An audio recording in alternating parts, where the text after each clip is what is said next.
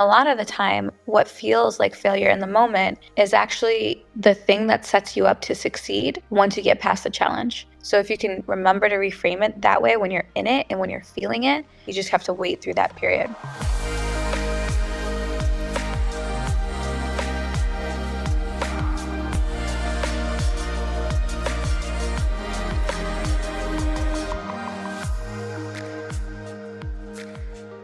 Welcome back to On the Horizon. This is MelRose Michaels. I am your host, and I'm here to share what's worked for me in building my adult creator business to try to make building yours just a little bit easier.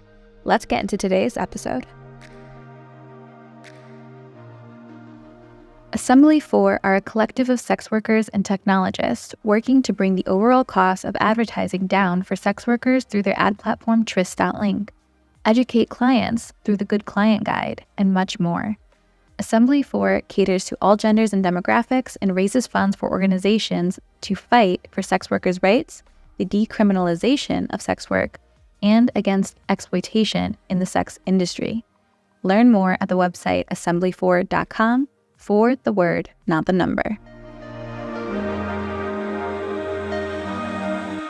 Hello, everyone. Welcome. Since this is more of a community-based space, we do these alternating every week. Feel free to raise your hand and be brought up to speak early on in this space. Basically, we want to use the time to provide as much value and free consulting to anyone who's facing some sort of challenge or obstacle in their business right now. So if there's anything you're struggling with or have questions about, whether that's about your own business or mine, feel free to request and come up to speak as soon as you're ready. I do want to take a moment to shout out this testimonial that we got on YouTube.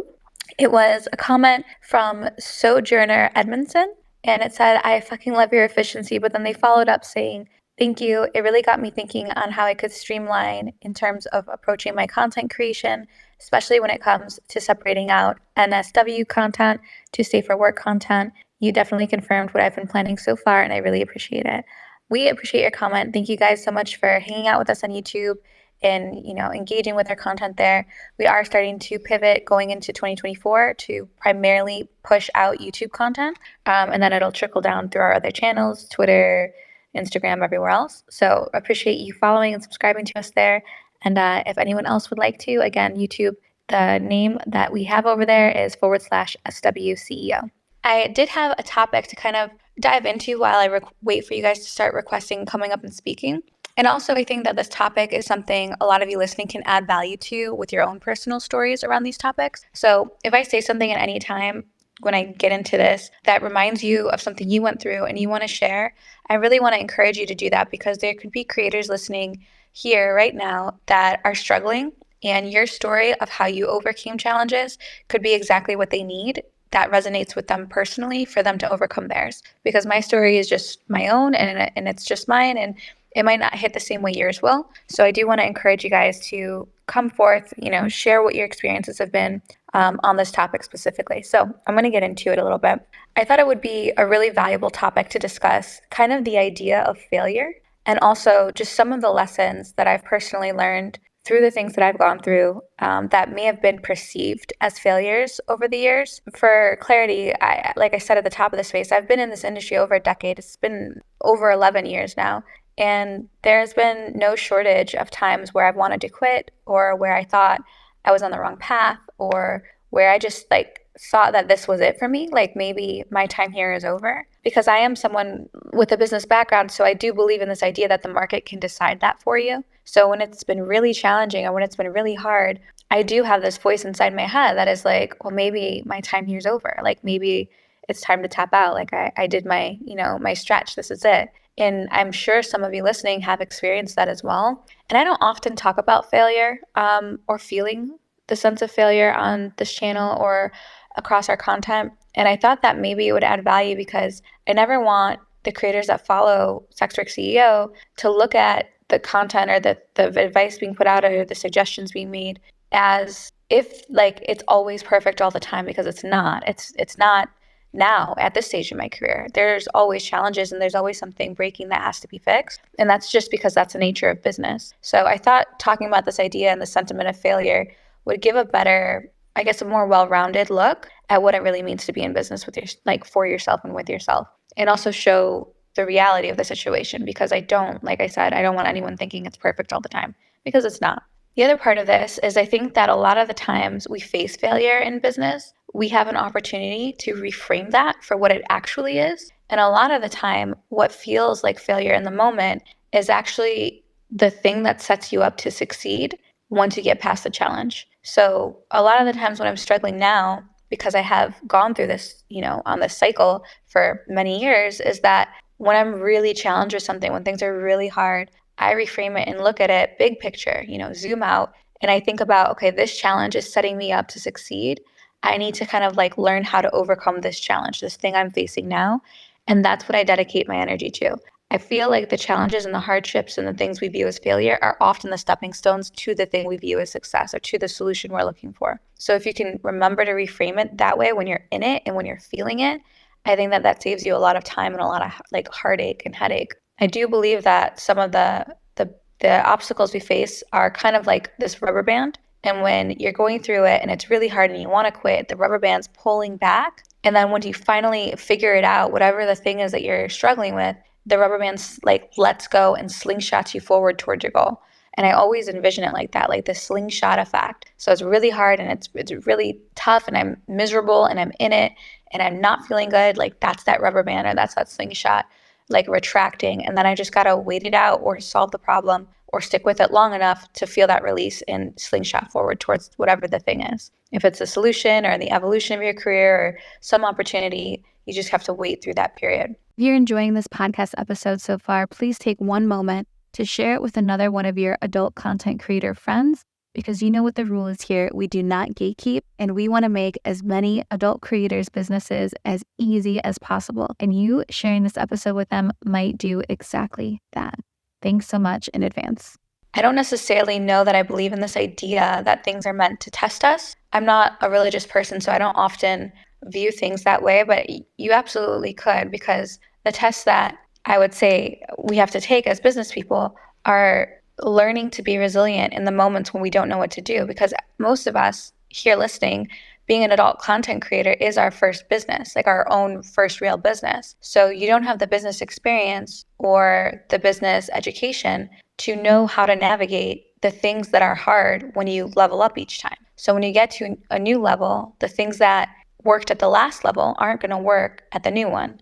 And so this is why we often feel like we plateau, like we grow, we plateau, we grow, and we plateau, because that really is how it is. Once you level up to the next thing, you're plateaued until you learn how to fill that gap of education or the skill set or that character trait, whatever you need to learn, whatever the lesson is. Until you learn that lesson or learn that skill or that thing, you don't get to level up again. So what got you to where you are now likely isn't going to be what gets you to the next chapter, to the next phase of your career. And I think that's why I harp so much on this channel about the need to test things and this trial and error phase that you go through in business, because if you're not constantly testing and kind of stepping outside of the things you're used to doing to grow your business, you're going to stay plateaued. And I know so many listening probably feel that, because I get stuck in those places just as much as anyone else. And usually when I feel like things are stagnant, that's a big signal for me to recognize, okay, I need to change something I'm doing. I need to test something new, because if I'm not currently testing something, I consider myself plateaued or stuck. What I kind of want to say all this to get us to the point of, I want to share some of the stories that I've gone through in my career that have really demonstrated these things for me. And I would love it if some of you guys listening were brave enough or wanted to share your own stories of kind of like failure and overcoming and triumph as well, as it pertains to our businesses and this space in the career, or this adult space. So the first story that comes to mind for me is actually when I first started webcamming. So just some background for the people who are new here. I actually got into the adult space from webcam modeling, and I was a webcam model over on My Free Cams.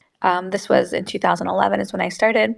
And I actually found success pretty early on with webcam. My first month on webcam, I had gotten up to 29 ranked on the website, which is really difficult to do. I didn't know that there even was rankings when I was being told that I was ranked by fans. And what had happened was I made a lot of money my first few weeks in cam, which is easier to do when you have a new model tag. And because I had such success so early on. That was the most money I'd ever seen in my life at that point. When that month had come to an end, I signed out a webcam and I didn't go back for I want to say 2 or 3 months, because I had so much more money than I'd ever seen.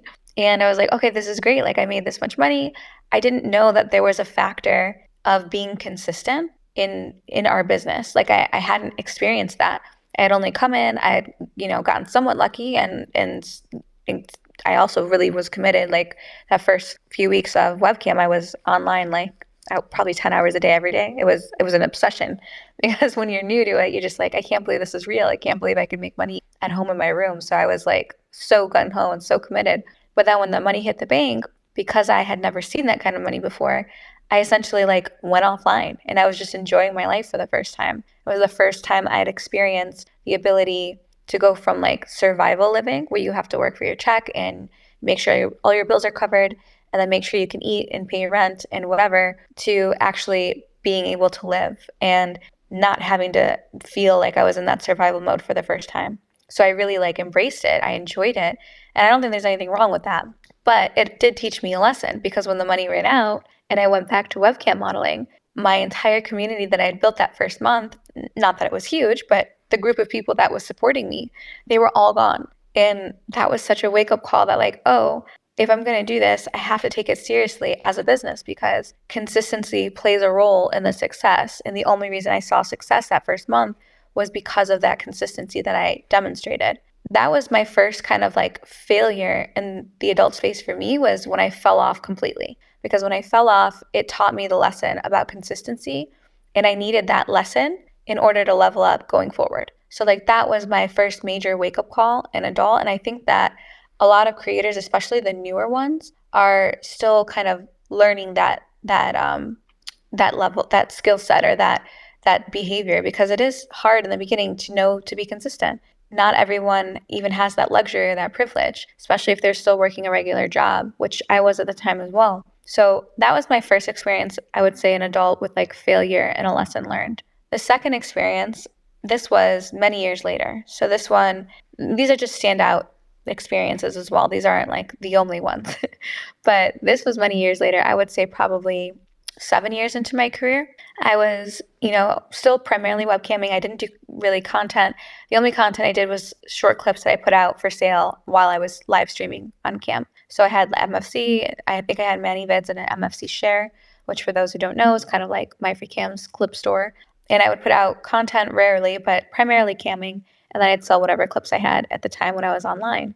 And I'd worked really hard. At this point, I was pretty consistent on cam throughout the years. I definitely built an audience. I had a community of support behind me, and I was 7 years down. So when you're building an audience or community to support your following, as we tend to call it now, the reality is those things compound. So the more time you have in the space, or the more time you have in your business, the bigger that will grow and the more steady your income can get, because you have a larger support base. So 7 years in, I was doing really well. I was married at the time.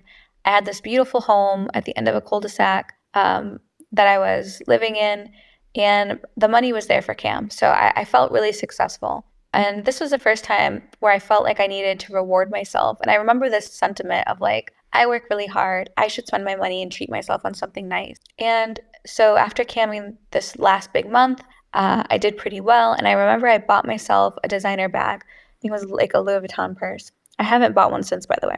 And I know this is going to sound really privileged right now, but I just want to tell the story as it was. And so the following month on cam, after that had happened, after I had rewarded myself and I went back to cam, my husband had come home, and cam had been terrible. I don't know what happened. That month was awful for me. I was camming consistent. I was putting in, 6 to 8 hour days live, and I was doing that every day, sometimes 7 days a week, and the money wasn't there. And I've always had ebbs and flows, and I've always had hard months at times, but this one was the hardest. It was standout difficult. And it was the month after I had had a good month, and I had spoiled myself and treated myself. So it was just such a high and such a low. And I remember at the end of that month, my husband had come home, and I was crying in my closet over that designer bag that I had bought the month before. Then he asked me why I was crying, and I remember telling him verbatim that I have this $3,000 designer bag that I bought, but I don't have $3,000 to put in it. Like, we don't have $3,000 in the bank. We had a long discussion, but that was kind of my first wake-up call around wanting to look successful versus be successful. Because if I had managed, 7 years of stability in the webcam space, but I didn't have money in the bank as a cushion, or I didn't have money from last month where I did well as a cushion, that was a huge wake-up call for me to evaluate my expenses and evaluate my lifestyle. And it wasn't that I've ever really lived extravagantly, like by any means. What had happened is we were living so far, like our living expenses had come to match my income. So it was very balanced out. And it got really difficult if there was any fluctuation in income to continue and cover our expenses. So that was kind of a wake-up call to me. Like, I'm kind of living my life right now to signal to other people that I'm successful or that I've done well, because I had this, 4,000 square foot beautiful home, and I had this pretty bag, and I think I had a Mercedes at the time. And these were things that I thought were status symbols because I had done well for myself, when really they were just symbols to other people of things I wanted, like me wanting to feel successful, them to view me as successful, them to respect me, or them to take me seriously. I was putting a lot of value on what other people thought of me. And I think that kind of stemmed from the fact that I knew that my business was in the adult space, and I still carried a little bit of shame over that. So I was trying to overcompensate and get people's praise or their respect, or I guess all of that those kinds of feelings, to legitimize myself in business, because I felt like part of me still felt like I was taking an easy way out to some degree because I was an adult, and that was like my own shame and things I had to work through. So anyway, long story short, for this experience, that was the first time that I ever evaluated all of my expenses. I trimmed all the fat, canceled cable, canceled all the streaming service, like literally canceled everything, canceled my life essentially. And then I was looking with my husband on Zillow, and we found this property in Tennessee. And what I told him was that we were going to downsize our life, because I don't ever want to live a life where I have something nice, but I'm over leveraged on it and I can't afford it, or I can't match its cost with what we have in the bank. So that was when I actually sold that bag, sold the designer bag, and it was just enough money to kind of cover our U-Haul to move us to Tennessee, and we purchased the house in Tennessee. And when I say house, this is going to lead me into my next story, but it wasn't a proper house. This designer bag, no money in the bank situation, this was a huge lesson for me in actually being a business person and walking the walk, instead of trying to, signal to other people's success or buy things that made me feel good about myself, instead of doing the actual work of feeling good about what I do and coming to terms with that and learning to love that. And I think that that was a really pivotal lesson for me to learn, because I don't think if I got over that, inherited like societal shame I was dealing with, that I wouldn't be able to commit fully and ever gotten to a place where I could run something like SWCEO. Because you can't have a business called SWCEO when you're ashamed of being in sex work. So like that was a pivotal moment that was going to launch me forward, that I wasn't aware was going to play a part. And also just the ability to look at your expenses, downsize your life, and live small for a period of time, for a season, in an effort to be able to live big later. So that was the second lesson that was really hard, because it wasn't that I cared so much about the bag, but it was that I had realized like my life had snowballed out of what was realistic. Like I was living outside my means, and that it needed to be adjusted. Now, this kind of story rolls into the next one because they were tied together. So when I said that I had moved to Tennessee, what I mean when I say that is that I had actually moved out of the 4,000 square foot house outside Chicago, and I had moved into a 1,100 square foot double wide trailer in Tennessee. So I really, really downsized. And for some context, for those who have followed me a long time, when I had moved to Tennessee, about a year after I'd moved there was when I started working with Fancentro and came on as their brand ambassador. So this was like a year leading up to that. And when I moved to Tennessee, not only obviously was, the mortgage much cheaper, I'm in a double wide trailer, like super small, but all of our bills had been canceled from the move before. So like I said, we didn't have any streaming services. We didn't have anything left bill-wise. And our only expense on the property with the double wide was electric, because everything in the South, if you're especially you're in the country like I am, is ran on electric. So we don't have gas. everything, our kitchen appliances are electric, our laundry is electric, and we live off well water. So the pump that pumps our water is also electric, so we don't have a water bill. So downsizing our life and coming down to Tennessee saved us an insane amount of money just in the expenses alone. But also, we were in the country. Like, when I say country, I mean country. Like, there's 3,000 people in my town, and we're an hour and a half to 2 hours from any major city, from any Starbucks, from any Target. When you move to a two streetlight town, you don't have a lot of stuff to spend money on. Like, you don't have the conveniences of fast food or the conveniences of shopping for a new outfit because you feel like it, or things like that. The only place to shop in my town is a Walmart, and that's pretty much it. So not only did we downsize expenses and downsize our life, but we also weren't around any sort of temptation in terms of spending money. So it all kind of came to be extremely affordable, and my income had remained the same. So now I was making what I had been making on Cam anyways. I was doing well, and my income, or my expenses, I'm sorry, had downsized tremendously. So I say this part because I think people misinterpret the idea of wealth a lot, and they tend to think of it as earning a lot of money. And wealth isn't necessarily earning a lot of money as much as it is having money left over once you've covered your expenses. Even where I'm at now in my life, I have a great earning potential or earning capacity, but my expenses are also high. So the difference after you subtract my expenses from my earnings, that is the only kind of signal or label that you can use to attribute to wealth. And if your expenses are too high for your earning capacity, you're not going to be wealthy. But what you can do on the flip side of that is, even if you don't earn more money, if you can drastically lower your expenses or your cost of living, you can still accumulate wealth. And that was kind of what I had learned when I had moved into the double wide and when I downsized my life, is that, okay, even if I don't understand or don't know how to earn more money right now, I do know how to live on less and to accumulate more money that way. So that was a major lesson for me. On the flip side of that, when I was, going through the process of having moved down and living in Tennessee, when I came onto FanCentro and I started, doing the brand ambassador work, doing Centro U and doing their marketing and all the things that I got to collab with them on, my earning capacity shot up, more than doubled. And there was a point when I first moved down here, or the year or two after I moved down here, I was making 10 times more money than I had made in Illinois before I moved. And I was on 10 times less expenses. So that was when I first time in my life I had actually accumulated real wealth. That was the first time I had ever seen, so many zeros in a bank account. And that was like the second part of that lesson. The first part was learning to live on less, and the second part was learning to earn more. And both of those lessons I wouldn't have learned if I didn't go through the challenge of downsizing my life, because none of that process was fun. Like, selling half your stuff is not fun. Selling the designer bag that you used to reward yourself with because it's the first time you've ever treated yourself like is not fun. Canceling all your favorite streaming services is not fun. Like, these things are not comfortable. They're not desirable. I don't like doing them. But I also believe that if you can learn to tolerate discomfort, like, there are better things coming as a result of that.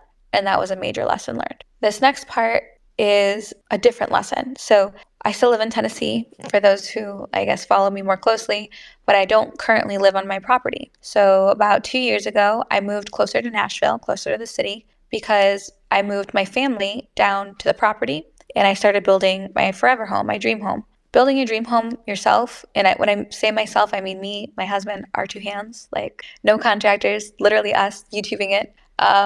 We are going through this process, so we had to move off the property to let his family, our family, live on the property, and while we build the house. So now I moved out of the double wide. I moved to a beautiful home closer to Nashville. And again, it's kind of something that would resemble the house I had in Illinois. It's a really big, really beautiful home. Super grateful for it. It gives me so much freedom to shoot. I have extra rooms to film in, and it's been hugely impactful for the content that I put out, and also bringing creators here to film with me, also starting the podcast. Like, SWCEO has its own office. Like, everything is amazing in this beautiful house. But when I did that, because I had to move off the property, now I have the cost of my property, the house that's there, right, that mortgage, and now I have the cost of being in this house, this rent. So I expanded my expenses again. I'm okay with doing that because I have other businesses. So in the process of this, it was acceptable. It was planned. It was thought out. It was intentional. I'm at this stage now where the businesses I have, SWCEO, Networthy, and my creator business as a creator, MelRose, they're at a point where some of them need more resources than others. So SWCEO as a company has grown tremendously. Obviously, you guys here listening know that. You're a part of it. You're the reason of it, the reason for it. So we're at a point with SWCEO where it needs more resources. It needs more help. I need to expand it. I need to take on more people in my team. And I have to come up with the resources to do that. I don't know that I've ever vocalized this outwardly, but a lot of the people that ask to sponsor SWCEO, we decline because I either don't want to platform the product or service, or it's not something I really feel has the value, or I don't necessarily believe in what it is. So we're very picky about who we want to bring on as sponsors. And also, I'm lucky in the fact that I have the privilege to still do that because I can support SWCEO resource-wise, financially, off my content as a creator through my OnlyFans. So I say that because now we're at a point where we do need more resources, but I don't want to be positioned where I have to take on sponsorships that I don't believe in. And so I had to make a decision about how we move forward from that. And this was, again, another challenge for me in building this business and building any business. Was like, okay, I want to take this to the next level. I need to find resources to do that. So how do I do this? And that brings me to what we ultimately decided to do, which is that we found a super, super little, super cheap farmhouse that's actually in the town where I'm building my dream house, where my property is, where my family is, back in the country, back away from the city. And again, it's an 1,100 square foot house. It is going to be, almost less than $1,000 to rent compared to where I'm at now, which is over $3,000 a month to rent. And I'm doing that as a way to free up $2,000 extra in resources to put into SWCEO as a business. This was the challenge, was like, I don't know how to come up with resources. And I rely on the past lessons learned where it's like, okay, this is going to be uncomfortable. I'm not going to love this process, but it's time to downsize so that we can free up resources and accelerate, the mission, accelerate the things we believe in. And that's the final lesson I guess I've learned in this space and throughout my adult content creator career is that you always get faced with the next hard thing and you always have to navigate it to get past it. And it's always uncomfortable in the process. But once you get on the other side of it, the results, they're there. Like I've never downsized or tried something new or tested new traffic or, ran a case study or what have you, or hired a new person without it being beneficial. And even on the times where I couldn't see why it benefited me, it taught me a lesson that benefited me and helped me grow in terms of business. I hope that helps some of you guys listening. I know that the stories that I've experienced, they're coming from just my lens and just my career. And that alone is littered with privilege and all sorts of other things. But I just want to vocalize that it's not easy for any of us and that each challenge comes with a path forward. You just have to figure out what that path forward is. And usually the path forward is the difficult path. It's the thing that we don't want to do. It's the thing that we're, not wanting to be proud of or not feeling proud about. Like I didn't feel proud when I downsized from Illinois to a double wide trailer. Like to tell my friends and family to come visit me in a double wide trailer felt like, I don't know, it felt bad because I lived in this beautiful home and I thought I was the shining beacon of like success. And I wasn't. I just didn't know how to navigate business and I was making mistakes. And until you learn from them, you just don't know the way forward. So it's definitely not a perfect process. I love the graph or the graphic that circulates around Twitter where they're like, success is not a straight line. It's this like up and down, up and down, up and down, up and down graph, because that's absolutely what it is. I think oftentimes that I'm stumbling my way to success. Like that's how I picture it. It's like, oh, fuck that one up. All right, gotta learn this lesson. And like, oh, wasn't expecting that left turn. And that's kind of how it goes sometimes. So if that's how it feels to you right now listening to this, like I want you to know that that's just the process. Like that's to be expected. That is how it goes. And you shouldn't feel any shame around it. That is what building a business looks like. And you're probably exactly where you need to be. So if any of you guys have any other questions or things you want to share or just stories too that might help other creators listening, I do invite you to come up and speak. I would love to hear your stories and also lessons you've learned that are probably very different from the ones that I've gone through and experienced. And in the meantime, I'm just going to start to wrap up this space. And also, if you just have questions about your business or mine, feel free to come up and ask as well. Or make suggestions if there's anything, tools you're using or resources you're relying on. We'd love to get everything shared with all the creators that tune into these spaces. Again, if you're not subscribed to our YouTube channel, please do so and make sure notifications are on so you never miss a course. The YouTube channel is youtube.com/SWCEO. Let me bring up Lady Athena, who requested to speak. I'd love to have you. Hi, Lady Athena. Welcome. Hello. I just wanted to share my experience because it's vastly different from yours, and I didn't know if anyone was going to speak. So, yeah, please come up. Love that. I started doing this in 2011 on Night Flirt. That was how I started. And life, it was amazing and definitely survived on my own doing that. And that was before the internet, kind of, like there wasn't so much Twitter or all the socials that you really had to get into that you have to get into now. Yeah. And when I got out of it, because life happened, I didn't have the skill set I needed to get back into it now. So, I'm like YouTubing it up like you were YouTubing how to build your house and stuff. And I just left the picket fence life as well.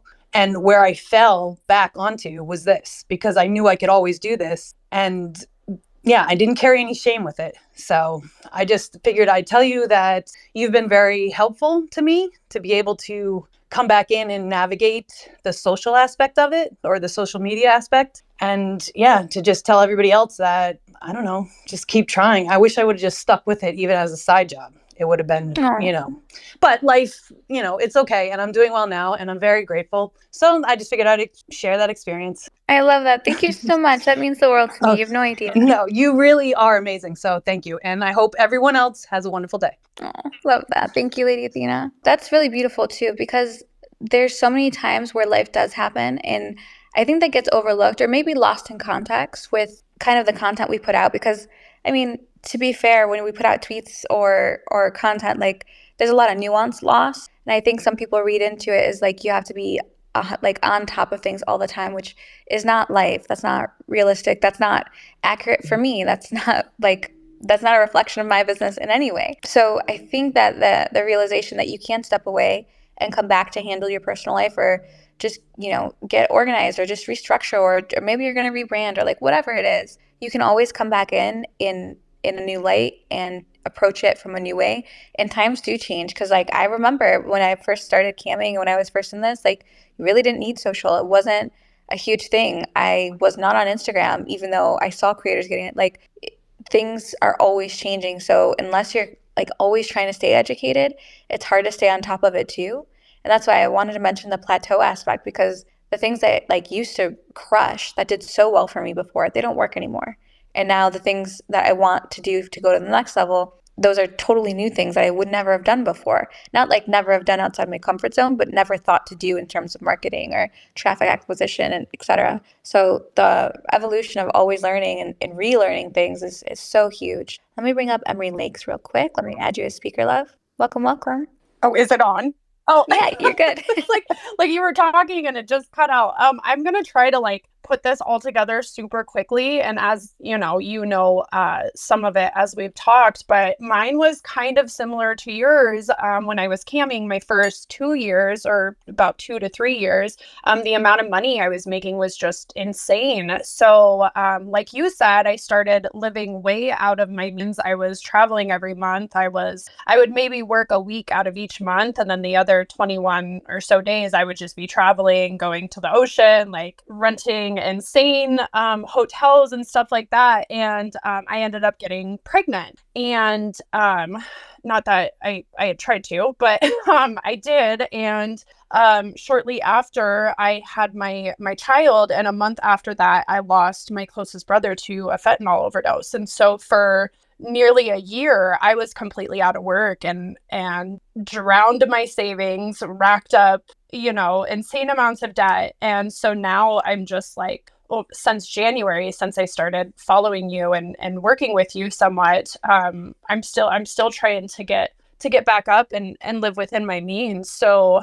not that I've totally 100% got there, but it's a work in progress. It's definitely, it's hard. Yeah. And first off, thanks for sharing and being so vulnerable with your story, because obviously we've spoken and I've known a little bit about what you've gone through, but to say it on a Twitter space is like very, very courageous. So I really appreciate your vulnerability. Yeah, of course. I don't know. I feel like everyone feels something different. And especially like right now, there's just a lot going on in the world and there's just so much going on. But to just continue trying to do better and not give up and being online as much as you can. That is the truth. But I appreciate you, Mel, and I'm so happy that you shared your story with everybody. Thank you. Thank you. You're so sweet. And that's a good point too. There is a lot going on right now, and that just adds to the stress of what's already stressful in terms of being in business for yourself. So you hit the nail on the head with that one. For anyone listening too, I want to add, because this is something that I think I've spoken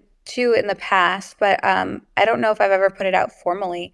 One of the things that really helped me with cutting expenses was Dave Ramsey's book, Total Money Makeover. That's what it's called. Dave Ramsey, Total Money Makeover. I will kind of say that there's an aspect of religion to the book, but it's totally, if you're not religious, you can still read it and get so much value out of it. So don't let that deter you. But he kind of outlines a plan. They call it a debt snowball on how you can eliminate your expenses and get out of debt. And if it wasn't for that book, I don't think I would be out of debt right now. Before I got started reading that book, I was over like $90,000 in debt. And by the end of, like, I would say a year and a half, I was completely out of debt. And I really do attribute it to the way that he structures getting out of debt. So if you are struggling with like cutting expenses or debt in general, or like your debt to income ratios out of balance, that is a huge suggestion. It's not like I don't have an affiliate link for it or anything. It's a great book. And I believe it's available on Audible and Kindle as well. So if that's something you're struggling with, you can absolutely take a look at that. Let me bring you up, Pleasure Dom. 1 second. I'm adding you as a speaker. Welcome, Pleasure.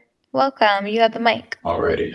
So a few things. The first thing, could you put that book in the comments? Because I didn't write it down because I was worried about missing the mic. Of course. Yeah, I'll do it right now. Also, experiences. So first off, I got my first subscriber. Yay. But what I experienced, what I was dealing with, this particular subscriber, they started out just being in my DMs, and I'm like, okay, so what is it that you'd like? What is it that you're trying to get out of this? And she was basically doing everything she could to try and talk around getting content out of me and things like that. And then I ended up making some content as a Dom, and she got really jealous and started acting weird. And I'm like, but you knew what I was before you even reached out to me. So, that was awkward. So I was like, look, if you want my attention like you've been getting it, you're going to have to, sign up for this particular package, the Dom experience. So that was a lesson learned for me. That was something I experienced recently. So it really adjusted how I communicate with people. Basically tell them, hey, if you are trying to communicate with me on this level, you got to subscribe, because we're not playing these games. We're not wasting my time or your time, because I'll get bored. Yeah. Yeah. No, that's a good lesson, especially for newer creators, because I think that a lot of the time, because we're so new and so green at this, and I know I did this so hard when I was first getting into cam, where it was like I started to get a few followers on social because there was no OnlyFans really then. So it was just like, I'm going live on cam. Here's my Twitter. Follow me. But I remember going back and forth for like hours with fans in DMs, trying to get them to like purchase a clip from my campsite, or to send Cash App or like whatever money, and you get so invested because you're so new and you're feeling your way through, that you don't know how to protect your time. So that's a major lesson for sure. And I think a lot of new creators have to learn that one, and usually the hard way, unfortunately. Yeah. Another thing I wanted to bring up, I know you said you're looking for ways to expand and things like that. I was wondering, have you thought about doing, I can't even think of the proper term, but having like sessions where people can come out and you have slideshows and PowerPoints and things like that, and even like breakout session for how to set up your camera, your lighting, and things like that? Yeah, so that's actually an interesting thing that you brought up. I can't announce it now, but we will be having some sort of in-person workshop in 2024. So that is coming. I'll be screaming it from the rooftops as soon as it's available. And in the meantime, we're doubling down on our courses. So like one of the courses I want to film and put out first, it'll probably be December, is just how I shoot content in terms of like how I set up my phone, how I, the tools I use, also the angles I shoot from, and all of that. So that topic specifically will definitely be in a course coming out here shortly, but we're looking to do live events as well. So I love that you brought that up. It's like you read my mind. Okay, cool. If you need any assistance, please reach out to me. I definitely have some info for you that I don't want to share on here. So Okay. Let me know. For sure. Thank you. No problem. Thank you so much for coming up to speak. And Bryn, if you want to jot down his Twitter for us, just so we can follow up at some point, that'd be awesome. All right, let me bring up Twisted Files, adding you as speaker now. All right, Twisted, you should have the mic. Oh, maybe not. Let me re-add you. Okay, Twisted, now you have the mic. It looks like you're still muted. Maybe it's not letting you speak. Let me. Hello, I'm here. Oh, yay. Okay, Yay. good. Just a little heads up. I was speaking to myself. I didn't realize my mic was off, but my Wi-Fi is in and out. So I'll keep this nice and brief and short and sweet. First and foremost, thank you for just everything the team does. It's a great resource. Absolutely. And I make sure to, spread the love and make sure that, where I'm at in the forums, if I see somebody struggling, I send them on over because y'all are a wealth of information. Thank you so much. My pleasure. So I do have two questions. One of them is, what advice would you be able to offer for those who would like to break into the virtual assistant aspect of the adult industry? And then asking for a letter of recommendation from somebody in the industry. For example, there's a job opportunity that I recently applied for, and it's the first time I tried building a resume for a virtual assistant, but I saw the job description, the duties and responsibilities and the skills, and I realized, hey, this is something I can totally tackle. Made the resume and sent it in, but now what I'm doing is kind of like nitpicking at everything I could have done better. And unfortunately, there's like not a lot of resources that I was able to find or feedback. Do you have anything you would be able to add to that? Thank you. Of course. So I love that you're considering getting into the virtual assistant space. I think that a lot of the time, the VA kind of role as a freelancer can be really lucrative and also gets overlooked. I have like the people aside from SWCEO, my other PA was a virtual assistant that I had hired off of Upwork.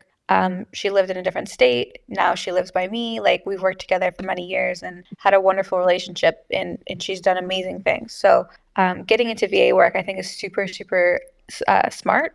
Also, coming from sex work, you have a lot of skills that align with what most virtual assistant roles require. But all that being said, in terms of the resume, and I get what you're saying, once you send it, you're nitpicking everything, because I am the same way, and I will just stare at it forever. So I totally relate. But I want to first ask, have you used ChatGPT at all? Because that would be a good place to start for a resume in terms of like outline and experience, like how it should look, things like that. Did you use ChatGPT at all? No, and I learned how to use ChatGPT through one of your podcasts over the summer. I forget which episode it was, but now that you're saying this, I did not even use it as a resource. It's just I looked up a sample VA resume, but I should have consulted that good old ChatGPT. Yeah, it'll save you the time, but I think that pulling it from there and then just adding in, separately your information of like your history and your experience would go a long way. And then two, I would also really think critically on the experience you bring to the table coming, because I don't know if your virtual assistant role that you're applying for is for like another creator. But if it is, definitely make sure to include all your experience from being a creator, even if it's not for another creator. So like we have video editing experience, we have filming experience, we have photography experience, Right. like, all of that. Yeah, this is for somebody they're like in the kink aspect of the industry, and they focus on course bundles and education, which I'm a big fan of. And it's wish me luck. I'll find out on the 15th what the answer is. But yeah, thank you very much, and I'll go back to the drawing board and redo the resume and start sending it to because these job opportunities, I don't see them often, but this one was announced, and I was like, oh, I'm going to jump on it. But thanks once again, and good luck to everybody listening, and have a nice day. Oh, you're so sweet. Yeah, and also I would also say to you, if you're not involved in Telegram groups, there's a lot of virtual assistant opportunities advertised for in Telegram groups. So that could help you get on the ground as well. And also, if you want to direct message Bryn, my co-host, just so as a reminder, we'll see your DM. But I can also forward you to someone else who is kind of building out a VA agency so that she has a lot of clients, and now there's too many for just her to handle. So she's hiring sub VAs to take on some of her workload. So maybe I could put you in touch with her, and when the time comes, that could be another opportunity for you. Yes, ma'am. I greatly appreciate you. Of course, no problem. Real quick, Mel, we actually, I did speak to Twisted. I think I was the one who replied to you on IG. So I saw your resume and cover letter, and I thought it was really well done. So I just wanted to let you know that. Oh, thank you. So yeah, you're welcome. And so Mel, if you want to take a look at that, if you have any feedback, I can send you that as well. But in terms of being a virtual assistant, I just wanted to give my 2 cents, since I've been helping sex workers for a very long time. Yes. I mostly help people who do in-person work. And so I think connections in the industry are really important. So just making connections and, going to events or just reaching out to people, which I think you're already doing, which is great.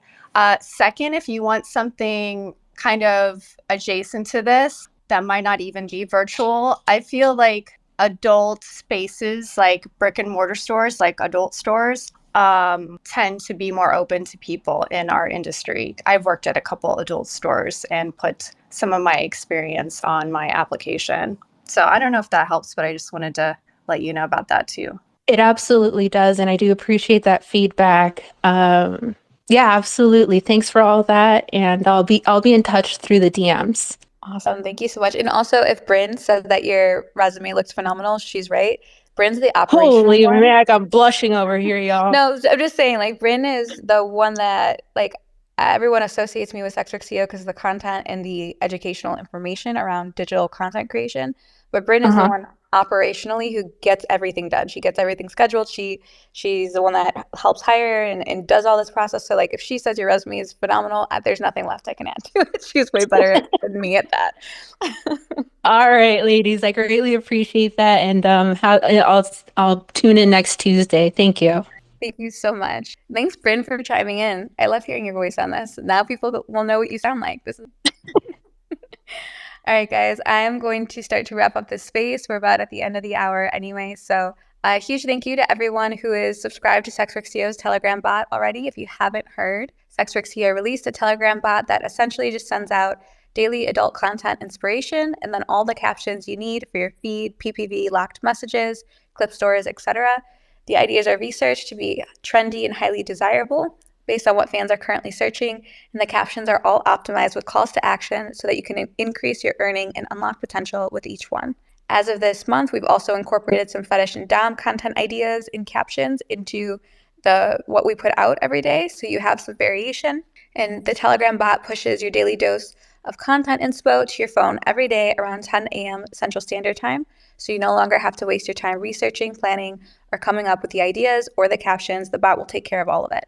Now, if you're not an active Telegram user and you'd prefer PDF versions for download of the content inspo and captions, you can now get that right on sexworkceo.com/shop. We recently launched a store on our website with PDF downloads of the same content inspo and captions featured in our Telegram bot. We also have additional downloads available there, like unlock sales scripts, sales objection scripts to help you close the deal in the DMs. And if you want to get a taste without spending a single penny, there's even a completely free PDF download available with 15 solo content ideas that you can claim right now, no strings attached. Lastly, but most importantly, I do want to emphasize that all of the information we put out here on SWCEO, we put out for free because we believe in this idea that the more financially successful creators are, the more resources we will have as a community to do things like lobby Congress, impact policy, organize, and more. So if you found value in the content you heard here today or the tweets you've engaged with, please, please, please consider sharing to make the journey easier for one of your own adult content creator friends. Our only ask is that you retweet our stuff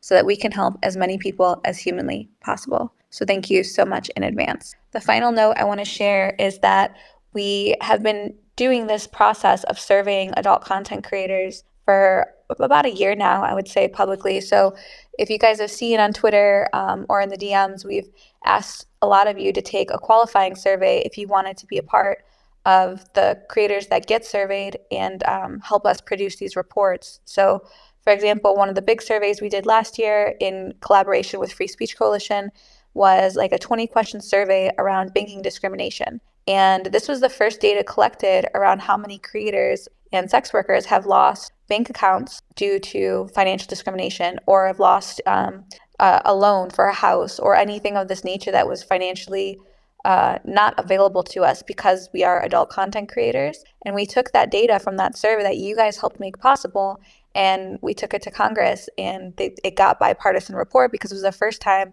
we were ever able to actually show data and numbers for the size of this problem. And for perspective, 60% of adult creators have lost a financial institution or lost access to financials because of the work that they do, and that's legal work that we're doing. So I wanted to bring up the surveys because right now, if you haven't already taken the qualifying survey, I would love for you to take it, because when you take the qualifying survey, it tells us kind of your experience as a creator. And then from there, we can send you paid surveys. You get paid to take the future surveys if you're qualified for whatever the survey is about. So right now, we are running a paid survey for kind of like kink and fetish creators. So if you're a dom, if you participate in the kink and fetish community, you'll probably be seeing an email coming from SWR Data, that's the survey company, to get your feedback and experience around the kink and fetish community. And like I said, these surveys are paid. As we continue to kind of build out the community here on SWCEO, there will be more and more surveys available. My hope is that we can build this so big that you guys can have an entire stream of revenue from surveys, just sharing your experience, because it is so valuable. And the more experience I can get in terms of data from you guys, the more we can help shape what the future of the adult space looks like, because the companies and platforms that enter it will base their decisions and base how they build their businesses on the data that they can get from us, from the surveys you guys take. So it really does indirectly and directly shape the future of our space. And I really hope you guys are open to taking the qualifying survey and participating in that. So if you see us tweeting about the qualifying survey, please take a moment to do it. It's 5 minutes or less. And then the surveys that you get after that one are the paid survey opportunities, as long as you qualify as the type of creator that they're aimed at. So wanted to put that out there. Thank you guys so much for tuning in. This space was amazing. Thank you for sharing your stories. Thank you for giving me that privilege of being a part of it. I know you guys have helped a lot of creators listening, more so than I could have. So thank you guys. I'll see you next week. Bye, CEO Squad. It would be absolutely incredible if you rated this podcast 5 stars and left a little review. We want to get this podcast to as many adult creators as possible, and you taking a second to leave a couple stars and a review really helps us do that. Thanks so much.